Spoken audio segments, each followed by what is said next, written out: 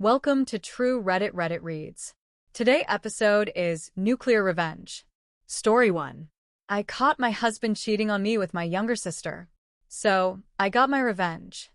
If you ever want to know what it feels like to have your whole life crash and burn in a single minute, try walking in on your husband and your own younger sister doing something you can never unsee.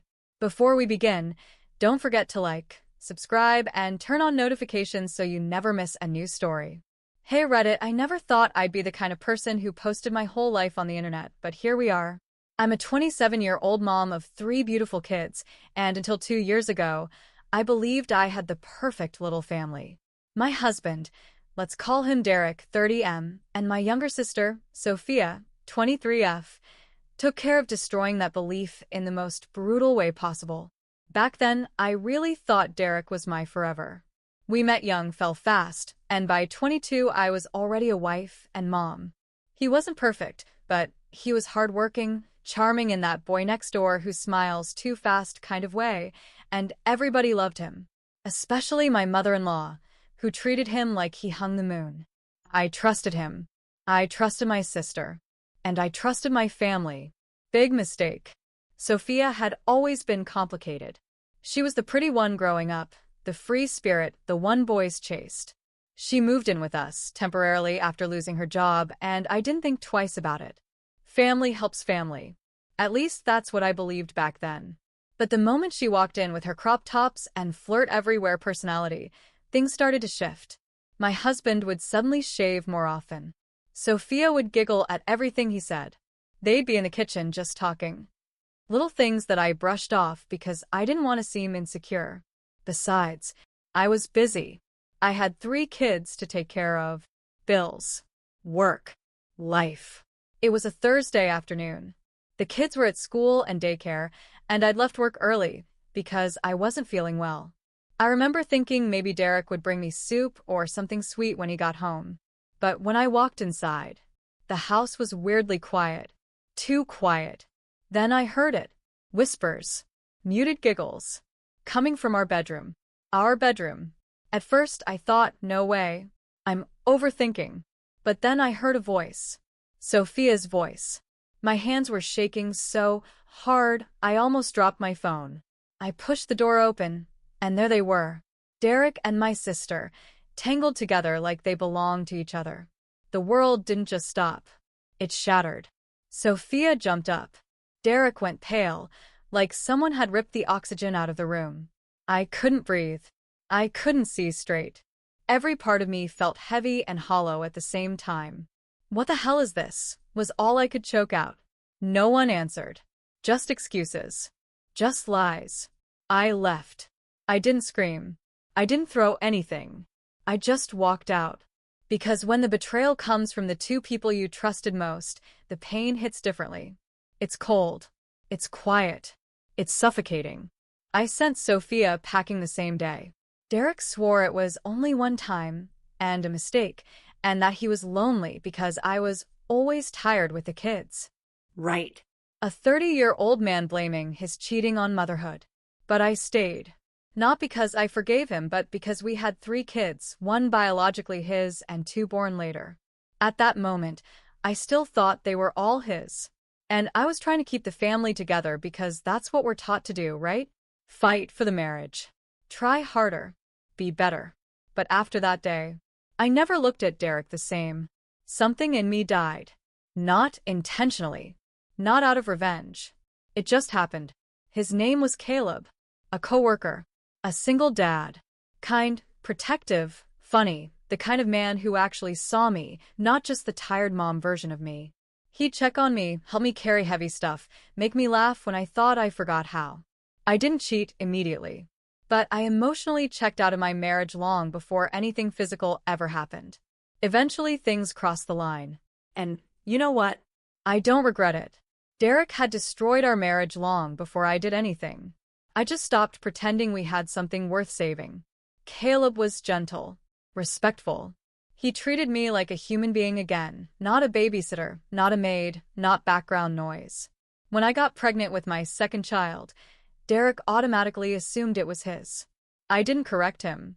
I wasn't ready for that truth to explode. Same with baby 3. I know some people will judge me, but others will understand how betrayal changes you, how it pushes you into places you never thought you'd go. The truth came out last month. All because Derek's mother, my intrusive, judgmental, overbearing mother-in-law, insisted on getting a full family DNA test because my youngest didn't look like a Johnson. The audacity. The results?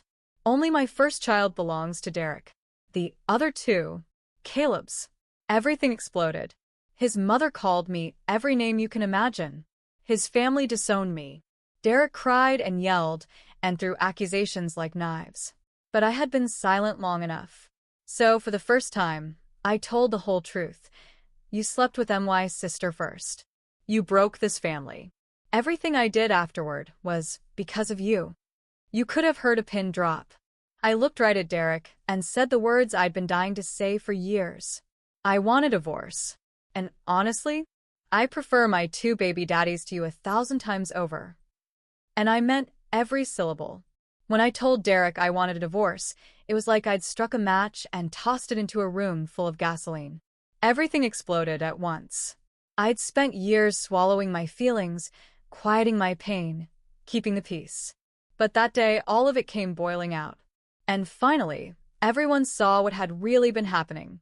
Derek's mother, let's call her Linda, acted like the DNA results were some divine message delivered from the heavens specifically to shame me.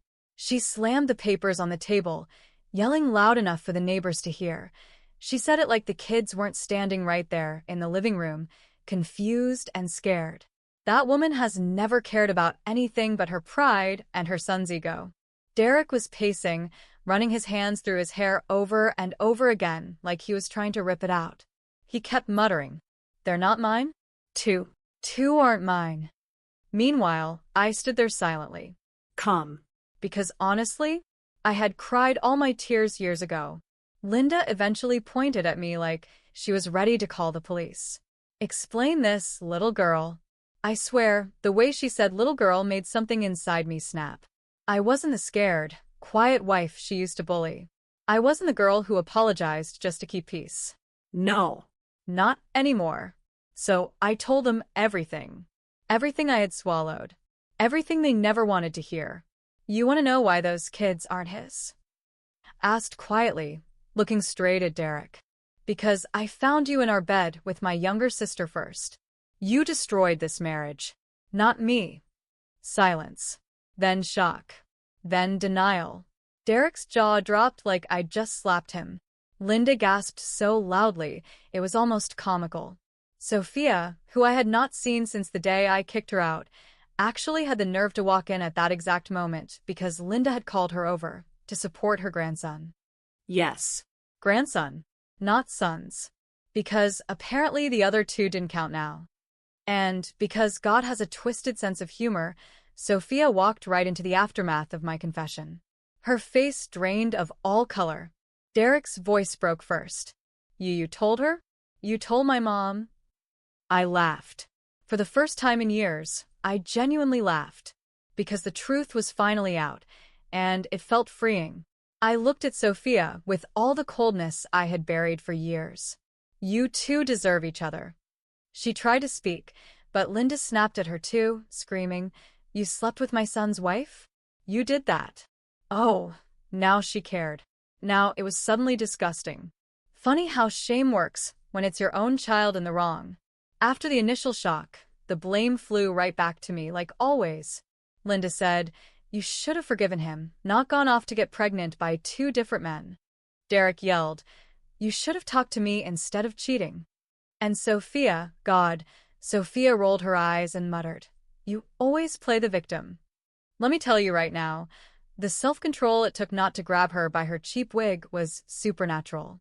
I took a deep breath, looked at all of them, and said the sentence that ended every argument. "I stayed faithful until you 2 broke me.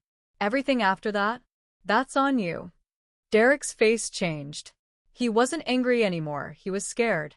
Because he realized he no longer had the moral high ground he'd been clinging to. The moment my oldest son, Derek's biological child, walked into the living room crying, I rushed to him. He kept asking, "Mommy, are we leaving?" And that was the moment I knew I was doing the right thing. The only thing. Yes, baby. We're leaving. Because no child deserves to grow up watching their mother get torn apart by a man and his toxic family. No child deserves to hear their grandmother calling their siblings mistakes. My younger two, Caleb's babies, were too small to understand, but I grabbed their bags and held them tight. They are my world. All three of them. I packed our essentials that night.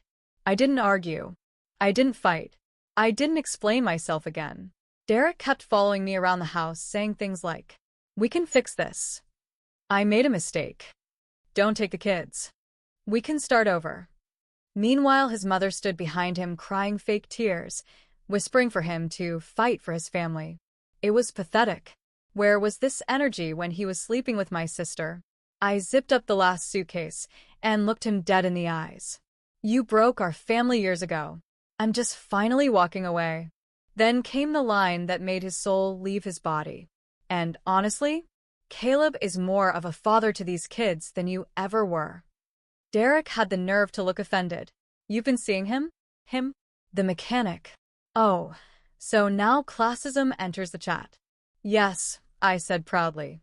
"A man who works with his hands, provides for his daughter, and actually respects women. Something you'll never understand." When the kids and I arrived at Caleb's place, he didn't ask a single question. Didn't judge. Didn't blame me. He opened the door, hugged me tight, and said, "You're safe now." I cried into his chest for the first time in months. He helped me carry the kids in, tucked them into bed, and made sure I ate something. And for the first time, I felt calm. Like home wasn't a physical location, it was a person. My phone blew up for days. "Derek, we can work this out." "Linda, you're tearing this family apart." "Sophia, you're being dramatic." My own mother, "You shouldn't leave your marriage." Everyone suddenly cared about my values, my choices, my responsibility. Nobody cared when I was crying myself to sleep alone. Nobody cared when Derek humiliated me. Nobody cared when Sophia betrayed me. Funny how people only care when they lose something. So I sent one message to the group chat and muted them all. I didn't tear anything apart. I'm just not carrying the weight of your mistakes anymore. Derek tried to fight me at first. Then reality hit him. He lost me. He lost the kids. He lost the narrative. Worse, he lost the control he had over me. His last text before I blocked him said, "I never thought you'd choose someone else over me." I stared at the message and felt nothing. Because the truth was simple. He wasn't someone else. He was the man who treated me the way I always deserved to be treated. When I left Derek's house that night, I thought the worst was over.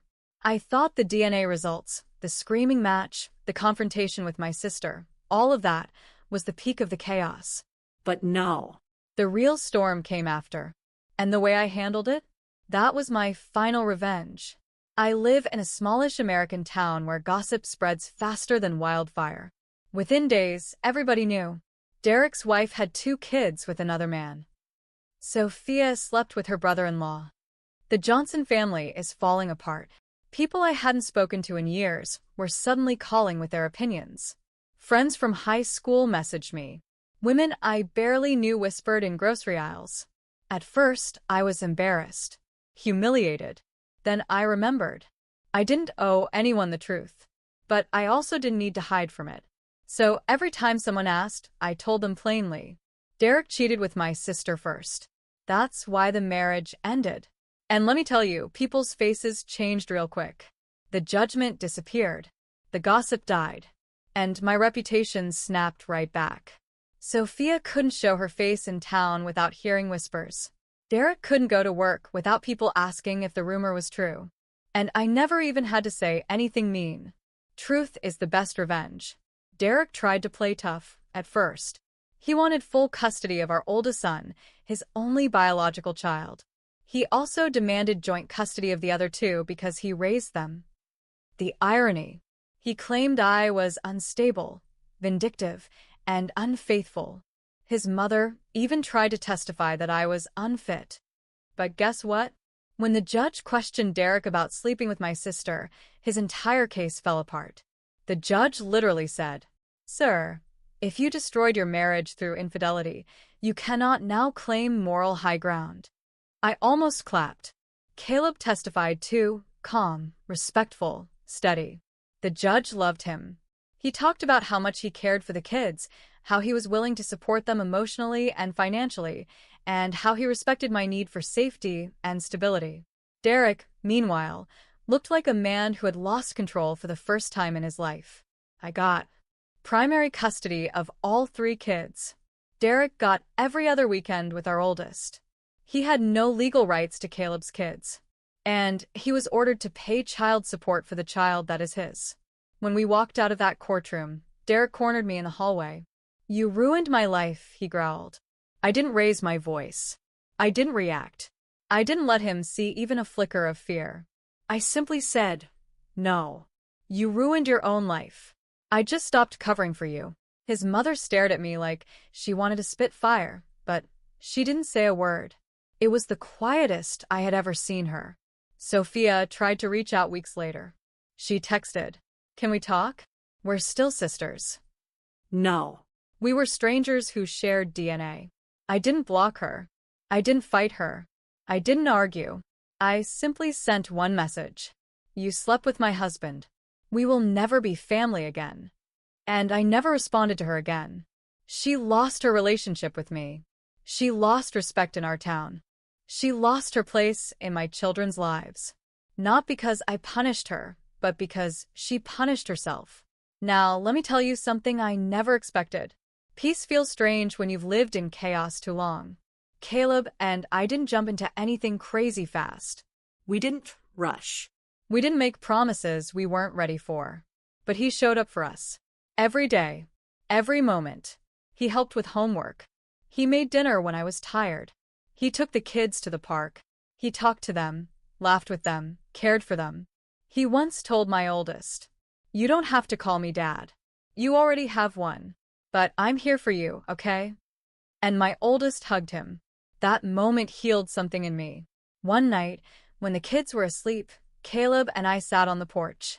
He wrapped a blanket around my shoulders and said, "Everything you went through, you didn't deserve any of it. But you're here now, and you're safe." I cried. Not out of sadness, out of finally feeling loved. People think revenge is fire, chaos, destruction. But the real nuclear revenge? It's healing. It's peace. It's walking away from the people who expected you to break and showing them you thrived. Derek still texts sometimes. He still calls. He still tries to guilt-trip me. "I miss you. We could have fixed it. Why him and not me? You owe me another chance." I don't respond. I owe him nothing. My mother-in-law, she sees the kids once a month on Derek's weekends. She doesn't dare speak to me. Sophia? Blocked from everything but breathing. My family? Some apologized. Some didn't. I no longer care. The only people who matter are the 3 kids who call me mom and the man who treats us like a blessing, not a burden. I'm not perfect. I made mistakes. I hurt, cried, broke, survived. But today, I wake up in a home filled with love. Real love. Stable love. Healing love. My kids laugh more. I laugh more. The house is peaceful. And I can finally breathe without feeling like the air is heavy. Derek once told me I'd never find better than him. Turns out, better was waiting for me the whole time. Kindly drop your thought in the comment section. What will you do in a situation like this? Story 2. My ex tried to kill me for my inheritance. So, I took my revenge. I'm a 29-year-old woman, and up until last year, I truly believed my life was set. I had loving parents, a beautiful childhood, and the kind of peaceful upbringing people pray for. My parents weren't rich in the flashy way, but they were successful, smart, and had built a life that made me proud. I was their only child, a miracle baby according to every story they ever told. So yeah, I was loved. Deeply. Then 2023 happened. My parents were driving home from a weekend getaway. A semi-truck driver fell asleep at the wheel. That's it. One moment they were laughing and planning their next trip. The next moment they were gone. Losing them didn't just break me, it hollowed me out. It felt like someone took an ice-cold hand and just pushed it straight through my chest. The house they left behind suddenly felt enormous, too quiet, too still. A mansion full of memories, and none of them could talk back to me. I grieved for months. I think part of me is still grieving now. Everything around me reminded me of them. My mom's favorite mug in the kitchen. My dad's cologne lingering in their closet. The piano they bought me when I was 9. The family photos lining every hallway. Some nights I wandered around the mansion just to feel close to them. Other nights I cried myself to sleep because I couldn't stand how empty it felt. And during all of that, there was one person who stood by me. Ethan. My high school sweetheart. The boy who took me to prom. The guy who knew all my favorite foods. All my inside jokes. All my quirks. We had been together for so long that half the town assumed we'd get married eventually. He was my comfort, my familiar place, my safe spot. Or so I thought. A few months after the funeral, the loneliness became unbearable. I couldn't stand the echo of that huge mansion. So I did what made sense at the time. I asked Ethan to move in with me. He didn't hesitate even a second. He hugged me, kissed the top of my head, and said, "I'll take care of you. You shouldn't be alone." It felt like the right decision. It felt like love. It felt like the universe giving me at least one good thing back. And honestly, at first, things were okay. We cooked together, watched movies late into the night, played old video games like we did in high school. He helped me clean out some of my parents' things when I couldn't bear to face their memories alone. There were moments when I thought maybe this was the universe's way of helping me survive the grief. But grief does something strange. It blurs your vision. It makes you miss signs you should have seen clearly. My parents didn't just leave me the house. They left everything to me, all their savings, investments, business shares, life insurance, property, everything. I never cared about the money. I cared about losing them. But Ethan? He seemed fascinated. He asked innocent questions at first. How much did they leave behind? Who handles the estate stuff? Do you need help managing any of it? Maybe I could move my accounts into yours since we're building a future? Back then, I didn't think anything was wrong. We'd been together for more than a decade. Asking about our future wasn't strange, right? But slowly, his curiosity grew sharper. One night, we were going through some documents my parents kept in a safe, and Ethan held a couple of them for a second too long. He wasn't reading, he was studying. Evaluating. He asked, "So, you're the only beneficiary? No cousins? No extended family on the will?" It felt weird, but I brushed it off. Because grief makes you trust the wrong things. How he changed. Within weeks of moving in, Ethan quit his job. He told me, "I want to be here for you. You need emotional support right now." I felt touched at the time, not realizing it meant he no longer had income, and suddenly, everything we paid for came out of my inheritance. He started buying things for us without asking. He made big decisions without checking with me. He acted as if half the mansion already belonged to him. Still, I made excuses. Because love blinds you when you need it the most. Then the jokes started. Jokes that weren't funny. "If anything ever happens to you, I guess I'll be set for life.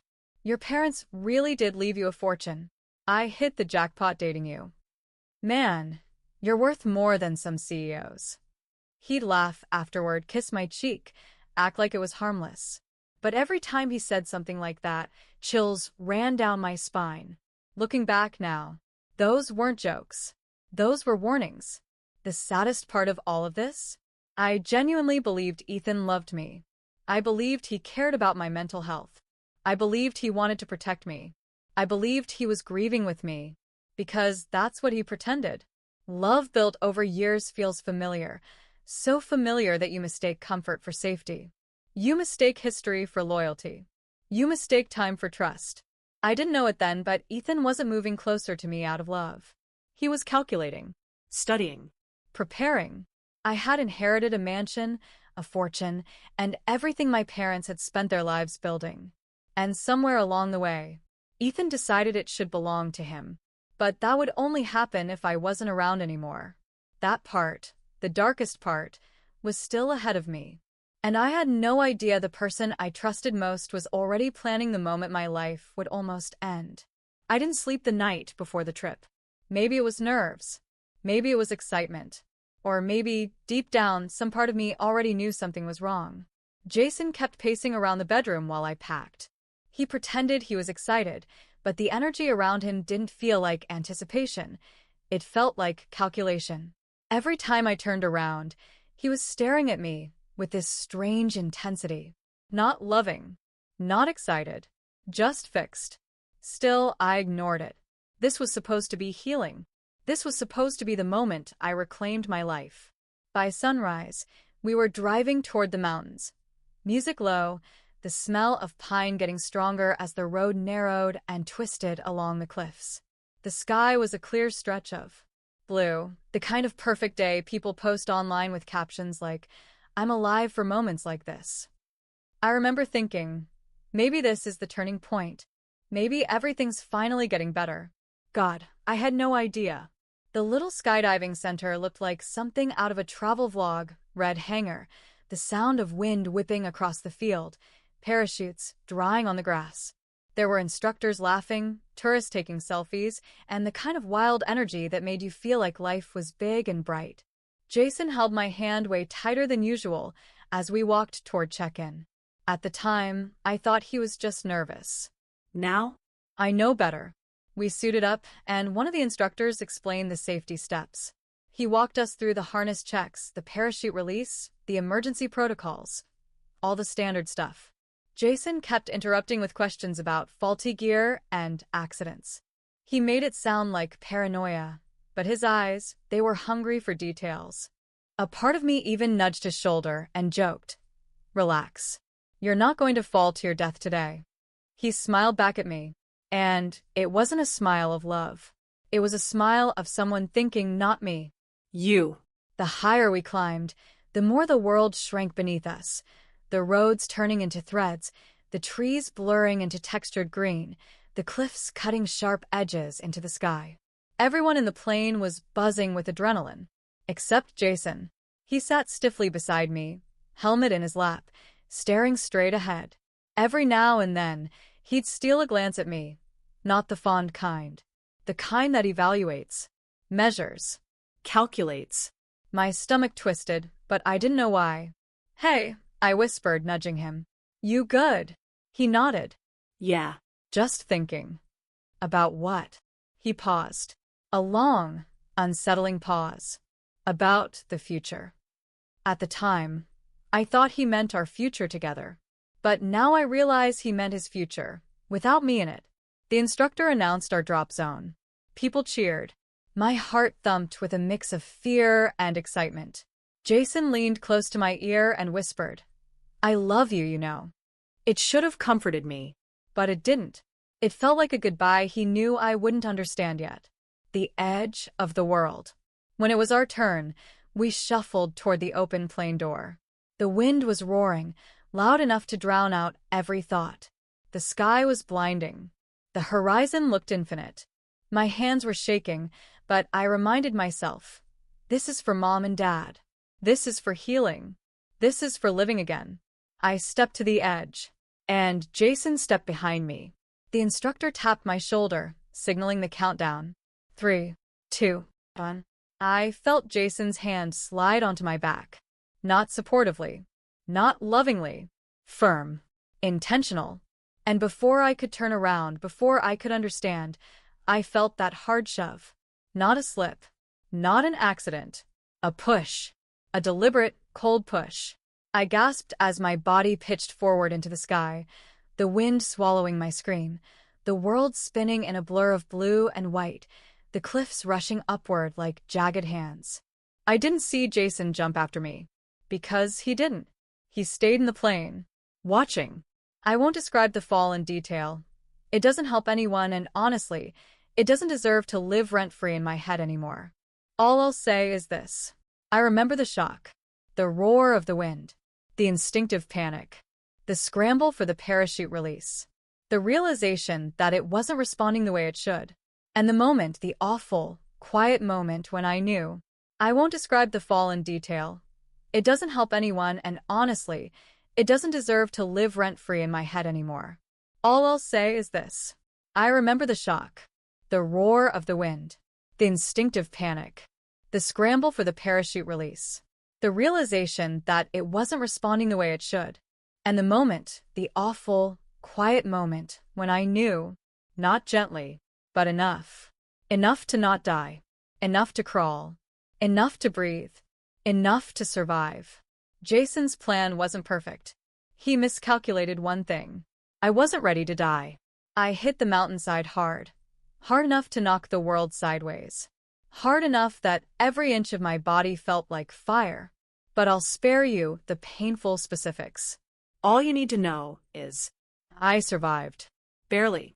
Broken, but breathing. And I was alive long enough for one final thought to settle in my chest like burning coal. He didn't report a malfunction. He didn't call for help. He didn't panic like a man who just saw his girlfriend fall unexpectedly. He planned it. And he walked away, maybe even smiling. But he underestimated me. Because while I couldn't stand, and I could barely move, one thing burned in me brighter than pain. I was going to make sure he never hurt anyone again. Not physically. Not violently. Not by my hands. But by justice. By truth. By every legal system he thought he could outsmart. He left me on that mountain. But he should have known. You can't bury someone who refuses to stay dead. People always talk about near-death experiences like they're poetic. Like you float outside your body and see some soft golden light. Mine wasn't like that. There was no magical glow. No dramatic soundtrack. Just cold dirt, sharp air, and a ringing in my head so loud I thought the world had cracked. My eyes opened to a blur of sky and branches. I could feel the ground beneath me, solid and merciless, but I forced myself not to think about how I landed. My body hurt in ways that didn't need description, just enough for me to know I was still here. A faint breeze carried the smell of pine. And underneath that, something else, maybe adrenaline, maybe fear. My mind replayed one thing over and over. Jason pushed me. Not an accident. Not a stumble. Not some tragic freak event. A push. A planned, intentional shove. For my inheritance. For the house my parents saved their whole lives to buy. For the money they left me, so I could be safe and stable. For the life insurance they worked overtime to build. The realization hit me with more force than the fall. Jason chose money over me. I don't know how long I lay there before my brain finally reconnected with my body. Every movement screamed, but I forced myself to push up onto my elbows. The world tilted. I blinked until the trees stopped spinning. Breathing was hard, like trying to inhale through fire, but I wasn't going to lie there waiting for fate to decide round two. I needed help. I needed to live. And more than anything, I needed the truth to come out. I wasn't going to let Jason rewrite the story. Not after everything. Not after 17 years together. Not after he tried to erase me like I was a barrier instead of his partner. I used a broken branch to brace myself enough to sit up. The mountains echoed with distant winds and nothing else. No voices, no rescue team. No Jason running down to check on me like a normal, horrified boyfriend would. Because he wasn't horrified. He wasn't coming. He never intended to. I couldn't walk. Not yet. But I could move slow, painful, deliberate movements. I crawled toward a cluster of rocks just to get my bearings. The slope was steeper than I remembered from the plane, but below it I could see a narrow path, the kind used by hikers and emergency workers. If I could reach it, someone might find me. Every inch felt like a mile. I don't remember crying, maybe I did, but I do remember the exact moment something switched inside me. When I collapsed halfway to the path, shaking, exhausted, hurting, I whispered out loud, "I'm not dying here. Not for him." That sentence changed everything. Not dying wasn't enough. Living wasn't enough. I needed justice. Not revenge, not the kind that hurts people, but the kind where the truth becomes undeniable. Where manipulators face consequences. where people who weaponize trust don't get to walk free, where someone like Jason doesn't get the house, the money, or the sympathy card. He wanted to take everything from me. He wanted my parents' legacy. He wanted my life. So I kept crawling. I don't know how long it took before I heard voices. Two hikers, a couple maybe in their 40s, appeared around the bend on that path. Their eyes widened when they saw me, and their faces shifted into immediate concern. I didn't have the strength to explain. I just remember the woman dropping to her knees beside me and the man radioing for help through some emergency device. "Stay with us, sweetheart," she whispered. "You're okay now." Her voice cracked, like she already knew something terrible had happened. For the first time since the fall, the tightness in my chest loosened. I wasn't alone anymore. I wasn't dying on that mountain. An emergency team arrived minutes later. I don't remember much of that part. Just flashing colors, gentle hands, voices asking me questions I couldn't fully answer yet. But I remember one specific detail. One of the rescue workers muttered to his colleague, "She's lucky to be alive. Real lucky." Lucky. A strange word for that moment. But maybe I was. Lucky enough to survive. Lucky enough to speak. Lucky enough to tell the truth. They loaded me onto a stretcher. The trees blurred above me again, but differently this time. Not with fear, but with determination. I wasn't going to let Jason win. When I woke up in the hospital, everything was bright and sterile. Machines beeped softly. A nurse adjusted something near my bedside and gave me a sympathetic smile. "You're safe," she said gently. "You're incredibly brave. The hikers said you kept trying to move even though you were hurt." Brave? I didn't feel brave. I felt tired. Betrayed. Hollow. But I nodded anyway. Did anyone call my boyfriend?" I asked. The nurse shook her head. "No one reached out to us from the scene. Should we call him for you?" My stomach twisted. Jason didn't report anything. He didn't call emergency services. He didn't even pretend to be worried. "No," I whispered. "Please don't call him." She nodded, understanding more than I said. A detective came in a few hours later, a woman named Officer Hernandez. She pulled up a chair and introduced herself with a seriousness that wrapped around the room like a protective shield. "We have some questions about what happened," she said. I took a breath. And I told her everything. Not with dramatic detail. Not with embellishment. Just the truth. The instructor briefing.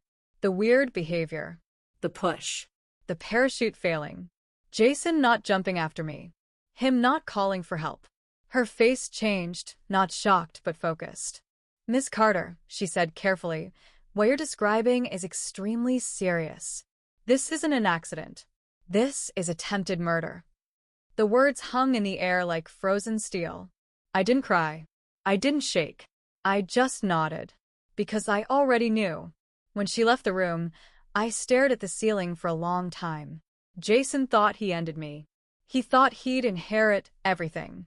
He thought no one would ever know the truth. He underestimated 3 things. I survived. I remembered everything. I wasn't afraid anymore. He tried to steal my whole life. I was about to take back my voice. And once the law got involved, Jason would finally lose the one thing he valued most. The next morning, the hospital room felt colder. Maybe it was the air conditioning. Maybe it was the weight of what I knew. Or maybe it was the strange, crushing silence from the one person who should have been there.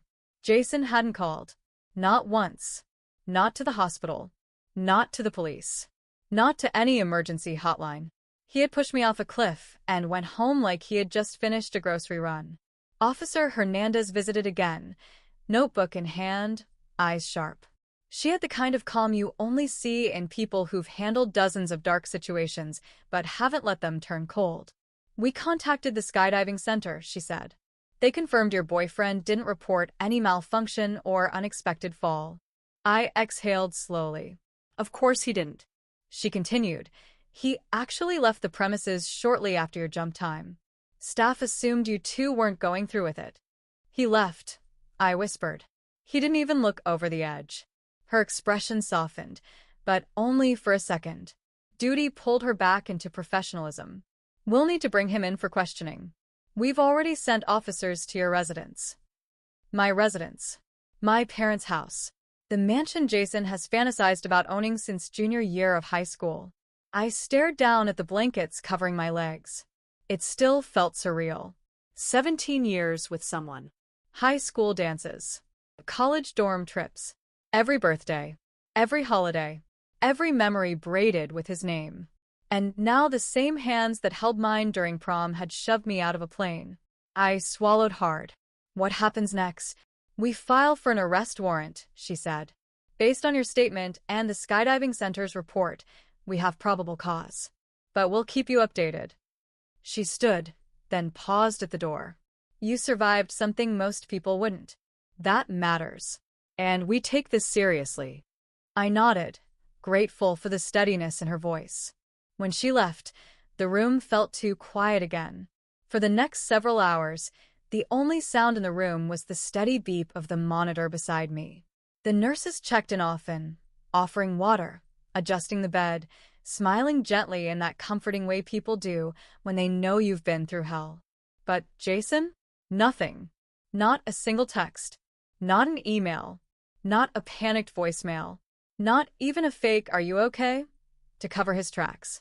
He didn't care if I lived. He didn't care if I died. He only cared if I stayed dead. That silence told me more about him than words ever could. Around noon, my Aunt Rachel rushed into the room, breathless, wide-eyed, clutching her purse like she'd sprinted through the entire hospital. "Oh my God," she gasped, throwing her arms around me, carefully, afraid to hurt me. "Sweetheart, when they called me, I almost fainted. I thought I lost you too." Her voice cracked, and suddenly I wasn't the only one crying. I didn't realize how much I needed anyone, to love me in that room. When she pulled back, her eyes were red. "Where is Jason?" I called him, but her face darkened before she finished the sentence. He didn't answer. I shook my head. "He's not coming." "Aunt Rachel," he pushed me. The words tasted bitter. Real. Final. She covered her mouth. Oh my Lord. I told her everything, carefully, safely, without any graphic details. Just the truth. Her hands trembled on her lap. I knew something was off with him. After your parents passed, he changed. He kept asking me weird questions about your will, like if you had backup beneficiaries. That hit hard. Jason had been planning this long before the skydiving trip. He wasn't impulsive. He was deliberate. Aunt Rachel took my hand. "You listen to me. Your parents did not survive everything they survived just for their daughter to end up with a man like that. They raised a fighter, and you proved it." Her voice was fierce. Stronger than mine had been in months. I leaned back, exhausted. "The police went to the house. I don't know if they found him." She nodded firmly. "Well, they will. Because he's not smart enough to run forever." Later in the afternoon, Officer Hernandez returned. Her expression was different this time, tighter, controlled, but with an edge of victory. "We found him." My heart thudded. "Where?" "At your residence." He was packing bags. I closed my eyes. Of course he was. Was he trying to leave town? She nodded. Suitcases. Documents. A large amount of cash. A packed lunchbox. And your car keys. He was ready. Ready to escape. Ready to start his new life. Ready to spend my parents' money, live in their mansion, and pretend nothing happened. But he didn't expect me to live. Officer Hernandez continued. "He tried to tell officers you chose not to go skydiving. He said you stayed behind at the lodge." A cold laugh escaped me. "So he lied?" Boldly, she said. "But when we informed him that you were found alive, his behavior changed significantly." Of course it did. "Because I wasn't supposed to be found." She glanced at my aunt, then back at me. "He's being held for questioning. I'll update you when we know more." As she left, my aunt whispered, "He's going to prison. He has to." I stared out the window. In the distance, the mountains I nearly died on stood tall and unmoving, silent witnesses to a truth no one could deny. And for the first time since the fall, I felt something new rising in me. Not fear. Not grief. But resolve. Jason stole 17 years of my life. He wasn't going to steal one more day. The next morning, I woke to the soft beep of the heart monitor and the faint smell of disinfectant. For a moment, I forgot where I was. Then everything hit me again. The fall. The mountain. The rescue. The police finding Jason packing bags like I was nothing more than a loose end. There was a knock at the door. Officer Hernandez stepped inside, holding a small folder. Her face was steady, but I recognized the tiny shift in her eyes. Something had happened. "Good morning," she said kindly. "How are you feeling today?" "I've been better," I said honestly. Did you talk to him?" She nodded. Yes. "We questioned him last night." My heartbeat picked up, not out of fear, but something closer to dread mixed with the burning need for truth. "What did he say?" She pulled up a chair beside my bed. "At first, he denied everything. He said you two fought before the trip and that you ran off for space." I almost laughed. Ran off? Onto a mountainside? During a skydiving reservation? Without my phone or car or purse? It was insulting how little effort he put into his lies. Hernandez continued, "But when we confronted him with the timeline, the staff statements, and the fact that you survived, his story started changing." "What did he say then?" I asked quietly. She sighed. "He claimed you leaned forward too early. That he tried to grab you but couldn't." The insult hit me harder than the lie. I finally forced out, "He wasn't even behind me to grab me." "We know," she said. The staff confirmed he stayed toward the back of the plane the entire time. He didn't even gear up fully. He had no intention of jumping.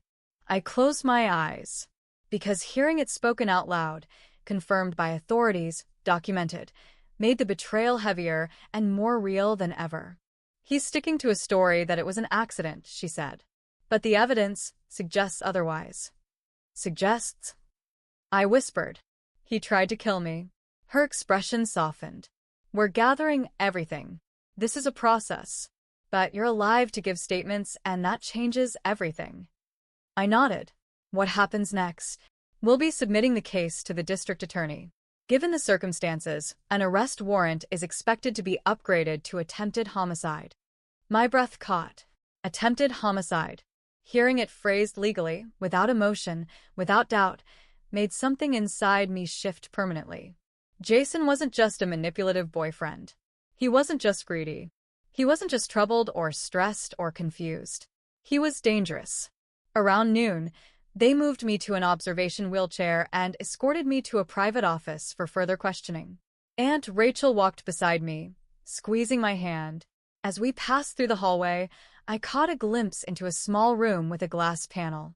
My breath froze. Jason. He was sitting at a metal table, wrists free but posture stiff, talking to what looked like a public defender. His hair was messy, his eyes wild, his skin pale. For a moment, I didn't recognize him. He looked like a stranger in a familiar body. His eyes lifted, unintentional, instinctive, and locked on mine through the glass. I'll never forget the expression that flickered across his face. Not guilt, not remorse, not love, but fury. Fury that I lived. He mouthed something. I couldn't hear it, but I knew what it was. "You ruined everything." My blood went cold. Aunt Rachel immediately stepped in front of me, blocking his view. "Don't look at him. He doesn't get that piece of you." Officer Hernandez appeared almost instantly, gently guiding us away. "You don't have to see him again," she said quietly. "Once charges are filed, you'll have the right to be protected from any direct contact." I swallowed hard and nodded. But I couldn't shake that image. Jason, furious, cornered, exposed. He never expected me to survive. He never expected to face consequences. And now he realized his entire plan had detonated in his own hands. They settled me into a warm, quiet room. A pitcher of water sat on the table, along with tissue boxes and a comforting lamp that made the space feel less intimidating. Officer Hernandez sat across from me again. "Take your time," she said softly. "I know this is painful." I steadied myself. "I'm ready." For the next hour, she walked me through everything, but safely, never asking for graphic detail, never pushing beyond what was necessary. She asked about the last few months. His sudden interest in my inheritance. His shifting behavior. His strange questions about property laws. His unusual calm when my parents died. His new budget spreadsheets that focused almost entirely on my assets.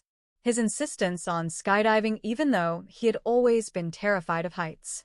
Piece by piece, the puzzle painted a horrifyingly clear picture. Jason had been planning this long before the skydiving trip. He wasn't overwhelmed by grief. He wasn't acting out of impulse. He wasn't unstable from trauma. He was calculated, cold, patient, a man who thought he deserved the life my parents built, and decided the only obstacle was me. When the interview ended, Hernandez lowered her voice. I've worked cases where victims didn't make it. You're lucky you're alive. And, because of that, he won't hurt anyone else. I swallowed, overwhelmed. Is he being arrested? Her jaw tightened. Yes. We're submitting charges today. When they returned me to my hospital room, Aunt Rachel wrapped me in the gentlest hug. You did the hardest part, she whispered. You told the truth.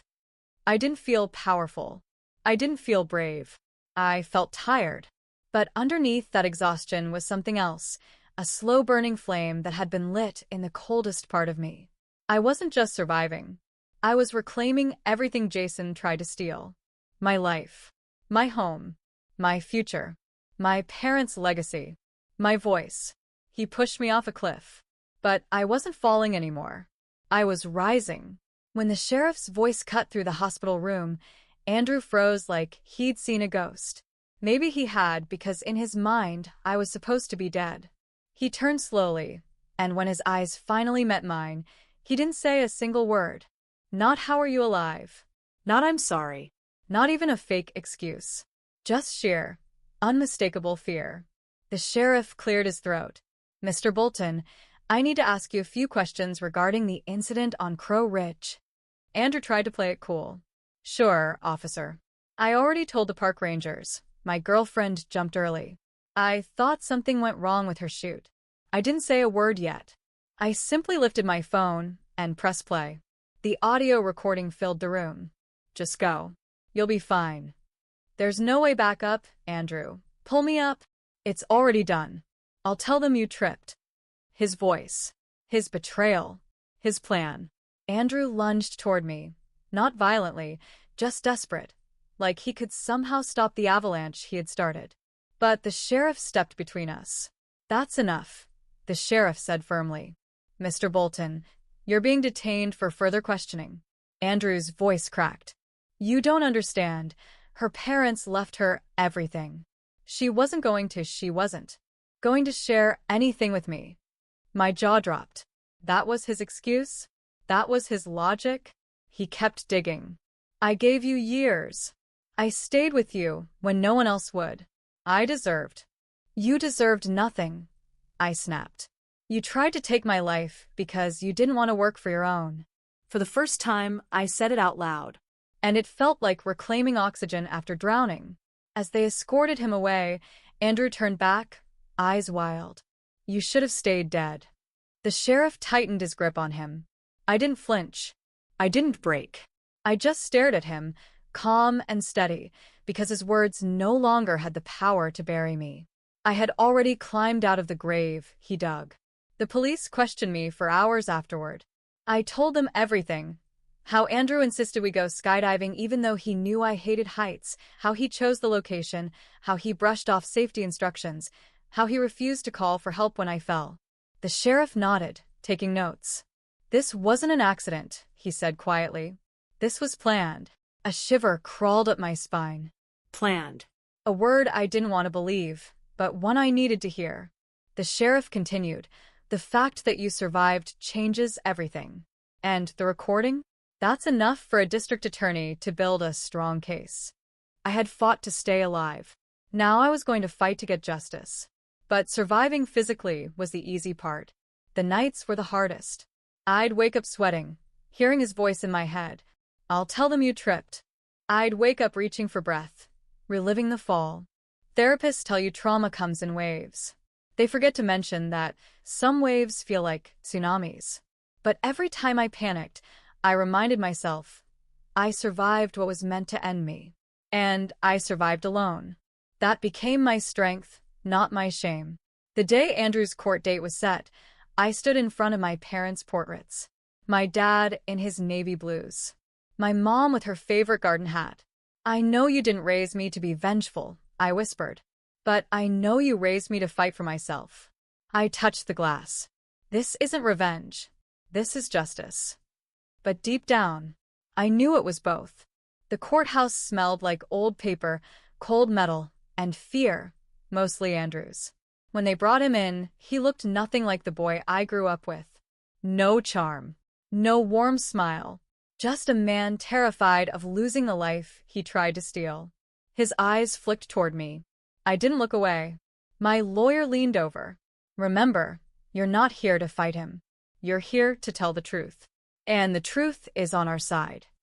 The prosecutor began with the recording. My recording played on speakers so the entire courtroom could hear.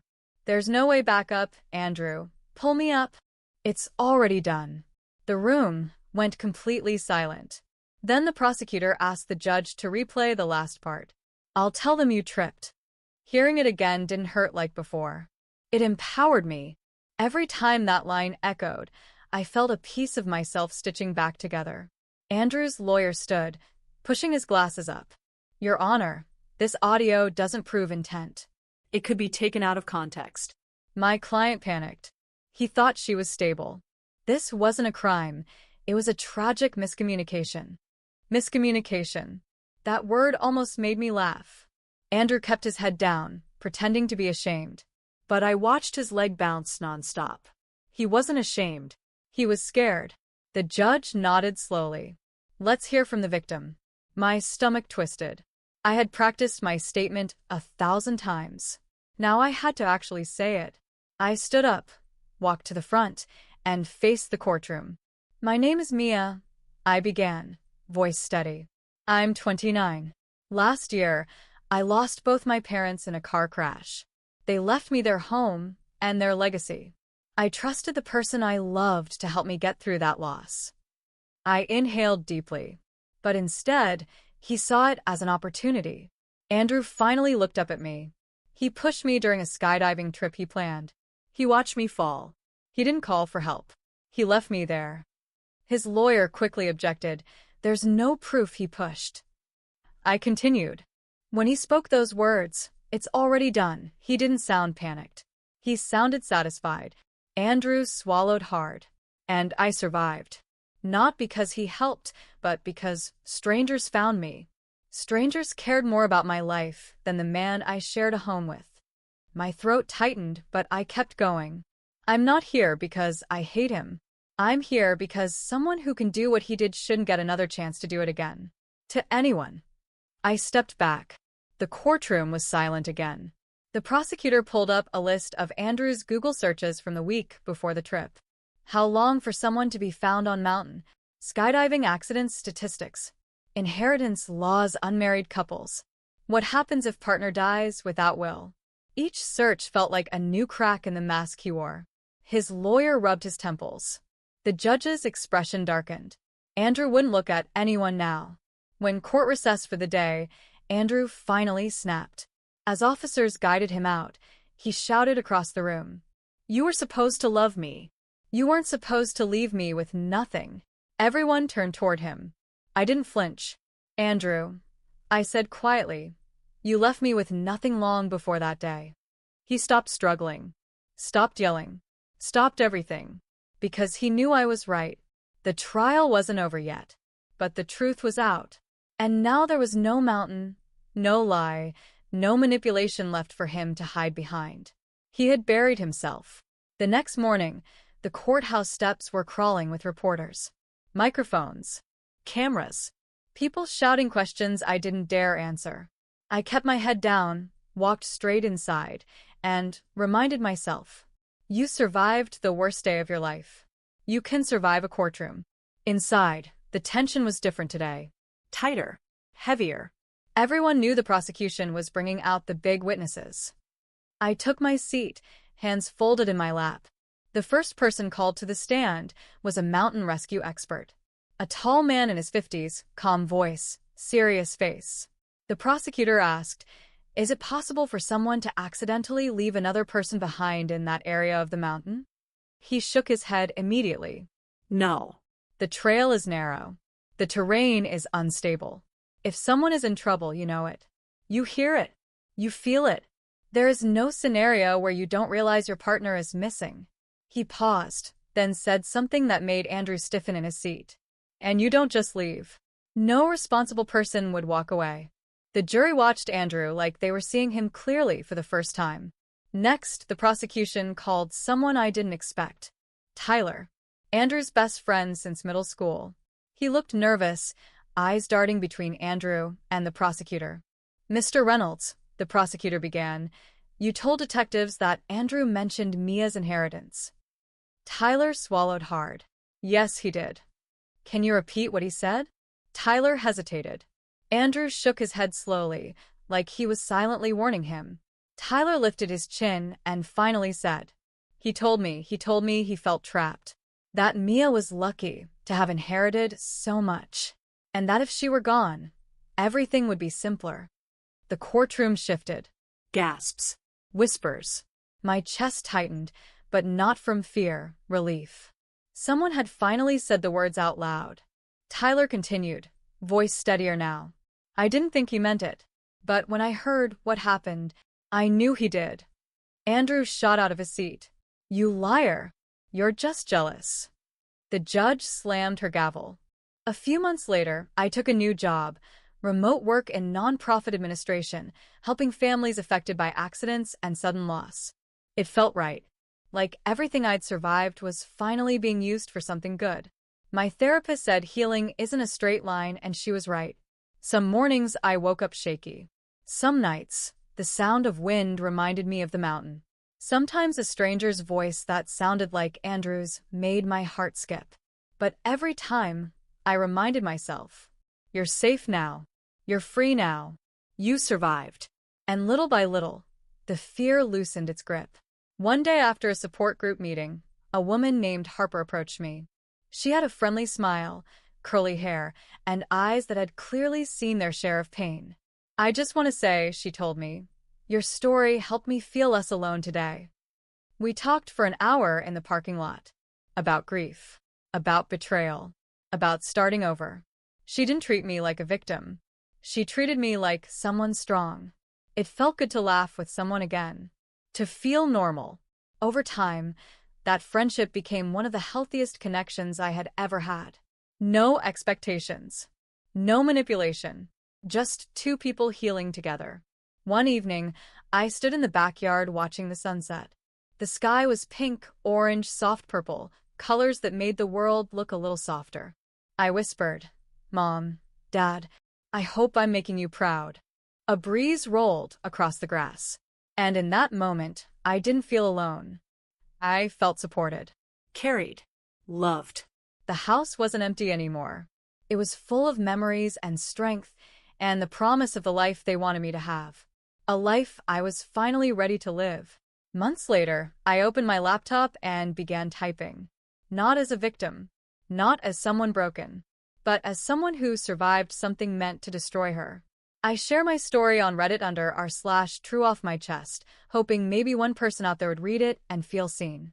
I ended the post with, "You are stronger than what tried to break you. You are more than the person who hurt you. And you deserve a life bigger than your trauma. If I can survive it, so can you." Within hours, the post blew up. Thousands of comments. People thanking me. People sharing their own stories. People telling me I gave them hope. And for the first time, I understood something deeply. My story wasn't about him. It was about me. My strength. My survival. My future. One afternoon, I drove up to the same mountain. Not to relive the moment, but to reclaim it.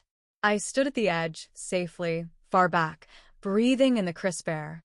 My heart didn't race. My hands didn't shake. Instead, I felt powerful. This place tried to take me. But I was still here. And stronger than ever. I don't know exactly what my future will look like. Maybe someday I'll fall in love again. Maybe I won't. Maybe I'll start a family, or travel the world, or build something meaningful. But whatever happens next, I know one thing. My life belongs to me now, and no one will ever take it from me again. Thanks for listening to my survival story. I love to know what you guys think of my story. Hey Reddits, thanks for watching. Remember to subscribe, share, like, and drop a comment, and see you guys in the next episode.